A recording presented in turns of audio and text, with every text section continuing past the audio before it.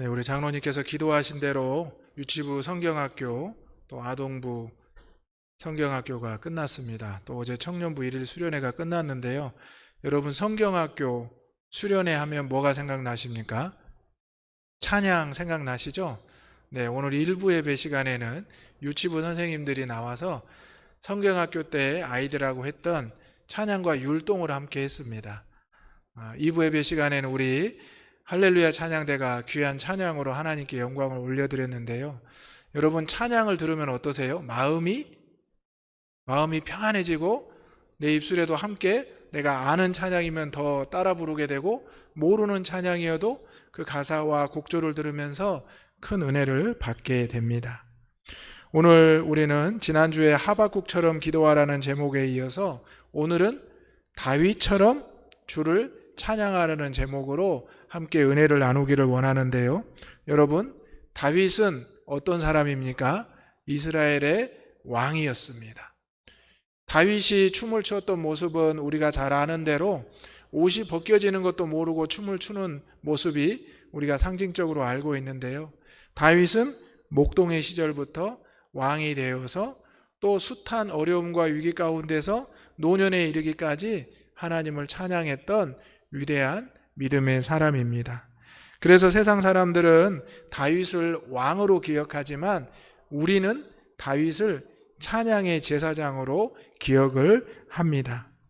오늘 저와 여러분도 믿음의 사람으로 살아갈 때 우리가 세상에서나 교회 안에서나 늘 하나님만을 찬양하며 살기를 소망합니다. 아멘. 우리가 가요를 들으면 가요에 익숙하게 되고요. 우리가 찬양을 들으면 찬양에 익숙하게 됩니다. 또 다르게 표현하면 가요를 자꾸 듣다 보면 우리가 어느 순간 그 가요를 따라 부르게 되고 우리가 찬양 찬송을 듣다 보면 그 찬양 찬송을 따라 부르게 됩니다. 여러분 그런 경험 있으시죠? 그래서 우리가 늘 중요한 것이 내가 하나님을 찬양하는 그 자리에서 또 하나님을 찬양하는 그 순간 내가 하나님을 영화롭게 한다는 것을 기억을 해야 한다는 것입니다. 우리의 입술에서 습관적으로 찬송 소리가 나오고 우리의 삶에서 습관적으로 찬양을 사모하는 모습이 저와 여러분에게 있기를 소망합니다. 아멘. 그래서 우리가 다윗처럼 주를 찬양하기 위해서는 첫 번째로 간절함으로 찾으며 주를 찬양해야 되는데요. 1절의 말씀을 읽어보겠습니다. 시작. 하나님이여 주는 나의 하나님이시라. 내가 간절히 주를 찾되 물이 없어 마르고 황폐한 땅에서 내 영혼이 주를 갈망하며 내 육체가 주를 앙모하나이다. 아멘. 기도도 마찬가지지만 찬양도 그 대상이 중요합니다. 우리가 기도할 때 누구를 부르죠? 하나님 아버지를 부르고 시작합니다. 찬양에도 찬송에도 대부분 우리가 하나님 아버지를 부르며 찬양을 시작합니다. 찬양과 찬송은 이렇게 하나님 앞에 드리는 것입니다. 그래서 우리가 이 박수를 칠 때도 하나님께 영광의 박수를 치는 것입니다. 오늘 다윗은 그 평생에 하나님을 찾고 간절히 구하며 찬양을 했는데요. 오늘 말씀에 보면 하나님이여 주는 나의 하나님이시라고 고백을 하면서 시작합니다. 여러분 우리의 찬양의 대상이 하나님이 아니면 그것은 결코 하나님께 상달되지 않습니다. 여러분 북한은 누구를 찬양합니까? 독재자들을 찬양하지 않습니까? 세상의 사람들은 또 명예를, 물질을 찬양하기도 합니다. 우리 그리스도인들은 오직 하나님만을 찬양하는 줄 믿으시기를 바랍니다. 우리의 찬양을 받으실 분은 단 한 분밖에 없습니다. 바로 우리를 창조하시고 우리를 사랑하사 예수 그리스도를 보내주시고 십자가의 대속의 은혜로 우리를 살려주시고 구원해 주신 하나님만을 우리가 찬양해야 된다는 것입니다. 다윗은 어린 시절 목동의 시절부터 숱한 위기를 겪고 왕이 되었고 노년에 이르기까지 그의 평생에 했던 것이 기도와 찬양이었습니다. 이 자리에 앉아있는 저와 여러분 우리 대당의 모든 가족들도 평생 동안 하나님을 간절히 찾으며 찬양할 수 있기를 소망합니다. 여기서 간절이라는 것은 원어의 뜻을 살펴보면 새벽에 일찍이 일어나 찾고 구한다라는 뜻이라고 합니다. 여러분, 아침에 새벽에 눈을 떴을 때 하나님을 찬양하십니까? 하나님 앞에 감사하십니까? 그렇게 하시기를 소망합니다. 그런데 우리가 아침에 눈을 떴는데 아이고 오늘 또 덥겠다, 아이고 오늘은 누구를 만나서 어렵겠다, 아이고 오늘 하루도 힘들겠다, 이것이 습관이 되면 그 저녁, 그 하루 내내 하나님을 찬양하는 것을 잊어버립니다. 그런데 여러분이 눈을 뜨자마자 하나님 감사합니다, 하나님만 찬양하는 하루가 되겠습니다, 하나님만 높여드리는 하루를 살겠습니다, 이렇게 고백하시고 노래하시면 그 하루가 하나님을 향하고 하나님을 찬양하게 될 줄로 믿습니다. 그래서 우리가 이 하루의 첫 시간 새벽 제단을 기도로 쌓는 것입니다. 바로 오늘 다윗이 내가 간절히 주를 찾았다라는, 이른 아침 새벽부터 여호와를 찾았다라는 그의 모습을 보게 되는데요. 다윗의 지금 상황은 물이 없어 마르고 황폐한 땅이라고 합니다.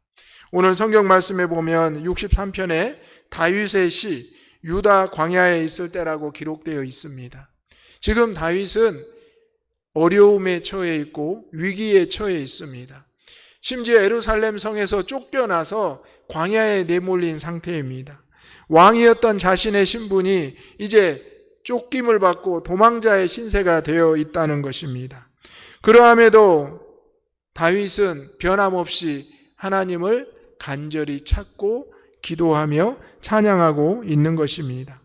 우리는 때로는 기쁠 때 찬양을 하고 또 좋을 때 감사하기도 합니다. 그런데 우리는 분명히 알아야 합니다. 우리의 상황의 모든 것 가운데 하나님은 우리의 찬양을 받기를 원하십니다. 때로는 우리가 힘들고 어렵고 답답한 순간에도 찬양을 통해서 하나님을 만나게 됩니다. 여러분, 예배드리기 전에 장로님과 함께 찬양하셨죠? 들어오시면 찬양 소리가 교회에서 들리잖아요. 여러분 어떠세요? 교회에 들어올 때 찬양 소리가 들리면 마음이 편안하시죠? 때로는 두렵고 염려되는 마음이 있더라도 내가 또 아는 찬양 소리가 들려오면 나도 모르게 들어오면서 찬양을 흥얼거리면서 자리에 앉게 됩니다. 바로 이것이 하나님 앞에 찬양하는 내 모습이고, 내 모습이 지금 물이 없어 마르고 황폐한 땅일지라도, 어려움 있을지라도 하나님을 향한 이 찬양의 소리를 들으면 내 삶이 풍성해지고 은혜가 넘치게 된다는 것입니다. 또 다윗은 내 영혼이 주를 갈망하며 내 육체가 주를 앙모한다고 했는데요. 여러분, 영혼과 육체가 누구를 사모하고 갈망한다고요? 하나님을. 여러분의 영혼과 여러분의 육체가 주를 갈망하며 주를 앙모하시기를 주님의 이름으로 축원합니다. 아멘. 그래서 우리가 예배를 드릴 때 신령과 진정으로 거룩한 산제사로 드리는 것입니다. 기도와 찬양 그리고 말씀을 통해서 우리가 하나님 앞에 예배를 드리는데요, 바로 이 예배하는 가운데 내 마음이 답답하고 힘들지라도 내가 내 영혼을, 내 육체를 하나님을 향하게 되면 바로 갈망과 앙모함으로 하나님이 주시는 은혜를 받게 된다는 것입니다. 오늘 세상의 많은 사람들은 쉼과 평안을 누리기 위해서 휴가를 찾습니다. 그런데 우리 그리스도인은 어디에서 쉼과 평안과 안식을 누릴 수 있습니까? 바로 주님의 품 안에서. 오늘 이 예배를 통해서 우리에게 쉼과 평안과 안식을 주실 줄로 믿습니다. 아멘. 그래서 다윗은 그의 인생 가운데 내내 하나님을 찬양하는 것을 쉬지 않았습니다. 다윗이 하나님을 찬양하면 찬양할수록 그에게는 감사와 기쁨이 넘쳤습니다. 어렵고 고난이, 환경이 찾아왔지만 그는 더욱 하나님을 찬양했습니다. 그래서 우리가 다윗이 시편의 대부분을 노래하고 찬양한 것을 알고 있습니다. 성경의 학자들이 다윗의 시편은 이것보다 몇 배가 더 많다고 합니다. 시편의 내용을 살펴보면 비탄 가운데 예언하는 것, 또 찬송하는 시, 모든 것이 담겨 있지만 다윗은 내내 하나님을 찾고 하나님 앞에 간절히 구하고 있다는 것을 알려줍니다. 오늘 우리가 부르는 찬양, 먼저 하나님을 부르짖고 찾으며 주를 찬양하는 저와 여러분 될 수 있기를 소망합니다. 광야 같은 세상에서도 어떠한 어려움 가운데서도 찬양을 쉬지 마시기를 소망합니다. 찬양은 힘과 능력이 있습니다. 그래서 하늘 보좌를 움직이는 능력이 있고 곡조를 붙인 기도라고 합니다. 그래서 우리가 찬양을 부를 때마다 하나님께서 웃음을 주시고 눈물을 주시고 기쁨과 응답을 주신다는 것입니다. 오늘 다윗처럼 저와 여러분도 주를 찬양하기를 소망합니다. 두 번째로 우리가 다윗처럼 주를 찬양하기 위해서는 하나님의 인자하심에 감사하며 주를 찬양해야 합니다. 3절의 말씀을 읽어보겠습니다. 시작. 주의 인자하심이 생명보다 나음으로 내 입술이 주를 찬양할 것이라. 아멘. 인자하심은 헤세드라는 단어인데요. 이 헤세드라는 단어는 하나님의 언약에 대한 사랑과 자비하심입니다. 여러분, 하나님께서 우리에게 사랑과 또 자비하심을 언약하셨음을 믿으시기를 바랍니다. 하나님의 인자하심은 우리가 측량할 수 없다라고 성경의 많은 인물들이 고백합니다. 특히 다윗은 하나님을 찬양하면서 이것을 고백하는데요. 여러분, 이 말씀에 있는 찬양을 함께 해보기를 원합니다. 오늘 찬양 한번 불러보기를 원하는데요. 주의 인자하심이 생명보다 나음으로라는 찬양 이 시간 함께 불러보면서 은혜를 나누겠습니다.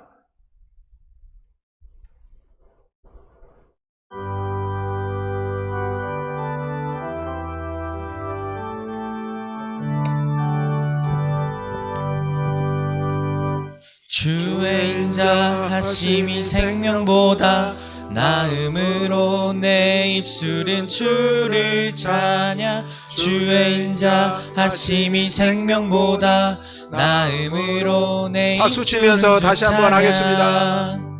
주의 인자하심이 생명보다 나음으로 내 입술은 주를 찬양. 주의 인자하심이 생명보다 나음으로 내 입술은 주 찬양. 이러므로 내 평생에 주를 송축하며 주의 이름으로 인하여 내 손을 들리라.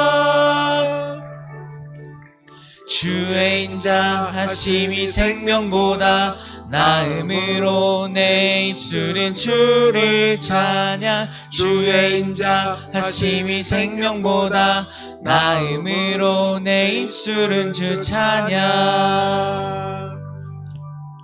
아멘. 여러분, 우리가 생각할 때 생명보다 귀한 것은 없다라고 생각합니다. 그렇죠? 목숨보다 귀한 것이 어디 있겠습니까? 그런데 우리 그리스도인들에게는 목숨보다 귀한 것이 있습니다. 무엇입니까? 하나님의 약속, 또 주의 인자하심입니다. 그래서 많은 순교자들과 믿음의 성도들이 자신의 목숨을 하나님을 위해서, 믿음을 위해서 내어놓을 수 있었던 것입니다. 그런데 막상 내 목숨보다 하나님의 인자하심이 크다 생각하지 않게 되면 마지막에 결국 세상으로 돌아가게 되어 있습니다. 오늘 다윗은 자신의 모든 것을 잃고 자신이 모든 것을 빼앗겼음에도 불구하고 고백합니다. 주의 인자하심이 생명보다 나음으로, 나의 생명보다 하나님의 인자하심이, 하나님의 언약이, 자비하심이 나음으로 나는 주를 찬양하겠다라고 고백합니다. 이것이 바로 하나님만을 높이는 우리 성도들의 삶이라는 것입니다. 여러분, 세상 속에서 하나님 찬양하기가 쉽지 않죠. 하나님 바라보기가 쉽지 않죠. 세상 사람들은 다 자신의 부와 명예를 위해서, 안녕을 위해서 살아가는데 우리는 나의 부와 안녕보다는 하나님의 인자하심을 귀하게 여기고 살아간다는 것이 세상 사람들이 보기에는 이상해 보이고 또 바보처럼 보일 때도 있습니다. 다윗도 마찬가지입니다. 다윗의 인생에 자신 스스로 결정해서 더 견고하고 더 완벽하게 살아갈 수도 있었을 겁니다. 조금만 욕심을 내면, 자기가 자기를 조금만 더 사랑하고 아꼈으면 더 세상적으로 확고했을 수도 있습니다. 그런데 다윗은 그때마다 자신을 낮추고 하나님의 인자하심을 찬양하며 높였습니다. 그 결과 다윗은 위대한 왕이 되었고 하나님이 인정하시는 위대한 믿음의 사람이 되었습니다. 그래서 다윗을 오히려 왕으로 기억하지만 하나님 나라에서는 찬양의 제사장으로 기억하는 것입니다. 오늘 하나님의 인자하심이 저와 여러분에게 임하셨음을 믿으시기를 바랍니다. 그래서 우리가 우리의 생명보다 귀한 하나님의 인자하심을 찬양하며 높여드리기를 소망합니다. 이것이 바로 하나님께서 저와 여러분에게 원하시는 것입니다. 내가 스스로 나를 사랑하고 나를 아끼는 것이 아니라 나는 온전히 하나님을 바라보며 하나님의 인자하심을 감사하며 찬양할 때 하나님이 우리를 지키시고 보호하시고 인도하신다는 것입니다. 지난 한 달을 생각해 보십시오. 무더위 가운데 신음했고 많은 폭우 가운데 신음했습니다. 그런데 하나님께서 우리를 지켜주셨고 여기까지 인도하셨습니다. 우리의 생업과 삶에 여러 가지 어려움과 위기가 있었지만 하나님께서 저희들을 그 인자하심으로 돌보시고 역사하셨습니다. 우리가 할 수 있는 것은 찬양밖에 없으며 우리가 할 수 있는 것은 하나님을 높여드리는 것밖에 할 수 없습니다.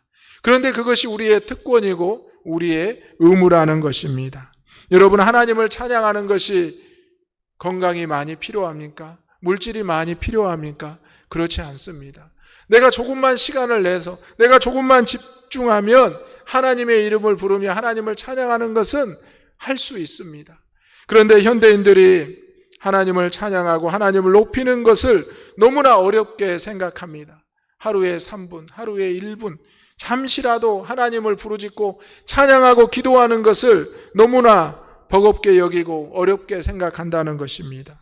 그러다 보니 새벽에 일어나도 하루를 살아가면서 또 저녁에 잠들 때에도 하나님을 부르짖기보다는 세상 사람들을 찾고 부르짖고 세상의 부와 명예와 안녕을 의지하게 된다는 것입니다. 그렇게 살면 세상 사람들과 다를 바가 뭐가 있겠습니까? 오늘 우리는 그리스도인으로 세상에 속하였지만 빛과 소금으로 살아가야 됩니다. 다윗이 세상에 속하였습니다. 수많은 전쟁을 경험했습니다. 수많은 위기와 아픔을 경험했습니다. 그도 엄청난 죄를 짓기도 했습니다. 그런데 다윗은 언제나 하나님을 찬양하며 하나님 앞에 바로 서기를 원했습니다. 오늘 하나님의 인자하심은 의인이나 죄인이나 누구에게나 행하시는 하나님의 은혜입니다. 그러므로 우리가 그것을 깨닫고 나의 죄를, 나의 삶을 하나님 앞에 고백하면서 나의 생명보다 나은 하나님의 인자하심을 우리가 찬양할 때 하나님의 놀라운 역사가 우리에게 나타나게 될 줄로 믿습니다. 하나님을 찾고 찬양하는 자에게는 하나님의 은혜가 떠나지 않는다는 것입니다. 하나님의 은혜가 떠나지 않는다는 것은 하나님이 그를 기억하시고 붙잡아 주신다는 것입니다. 오늘 이 다윗의 찬양이 우리의 찬양이 되어서 하나님과 늘 동행하는 삶을 살아가기를 소망합니다. 세 번째로 다윗처럼 주를 찬양하기 위해서는 평생토록 송축하며 찬양해야 합니다. 4절의 말씀을 읽어보겠습니다. 시작. 이러므로 나의 평생에 주를 송축하며 주의 이름으로 말미암아 나의 손을 들리이다. 아멘. 저희 할아버지가 96세에 돌아가셨습니다. 1900년에 태어나셔서 1996년에 돌아가셨는데요. 할아버지는 장로의 신분으로 목회를 하시다가 노년에 힘이 많이 이제 빠지시고 연로하셔서 병원에 가셔야 되는데 소원이 있다고 목회하는 아들 집에 가서 여생을 마감하고 싶다고 하셨습니다. 그 당시에 저희 아버지가 개척교회를 하셔서 부모님을 모실 수 있는 형편은 아니었습니다. 손자인 제가 봐도 할아버지가 우리 집에 오는 것은 상당히 어려운 일이다 생각을 했었습니다. 그런데 할아버지는 오셨고 특별히 부모님이나 저나 할아버지께 해드린 게 없는 기억이 있습니다. 그런데 할아버지는 집에 오셔서 힘이 하나도 없는 표정으로 지내셨지만 기억나는 한 장면이 있습니다. 할아버지가 늘 불렀던 찬송이었습니다. 태산을 넘어 험곡에 가도 그 찬양을 부르셨는데요. 언제 부르셨을까요? 할아버지가 변비가 있으셔서 화장실에 가시면 꼭 그 찬양을 부르셨습니다. 얼마나 힘이 드시면 그 찬양을 부르셨을까. 지금도 그런데 그 찬양과 그 장면이 생각이 납니다. 할아버지 젊었을 때 또 평생 목회하시면서 찬양하시고 했던 그 모습. 그런데 이제 연로하셔서 병원에 가기를 거절하시고 아들의 집에 있으면서 그 찬양을 부르신 그 모습을 기억합니다. 병상에 가서 또 연로하신 어르신들 가정에 가면 찬양 부르는 걸 좋아하십니다. 그런데 그분들의 목소리는 크지 않아요. 목사님한테 이거 짚어주십니다. 이 찬양 부르고 싶다고, 이 찬양 불러달라고. 그러면 신방대원들과 함께 찬양을 부르면 어르신들이 나지막한 목소리로 그 찬양을 따라 하십니다. 여러분, 자신의 생명보다 믿음을 귀하게 여기셨던 많은 믿음의 선진들의 모습을 생각해 보십시오. 내가 아는 장로님, 권사님, 집사님들 보십시오.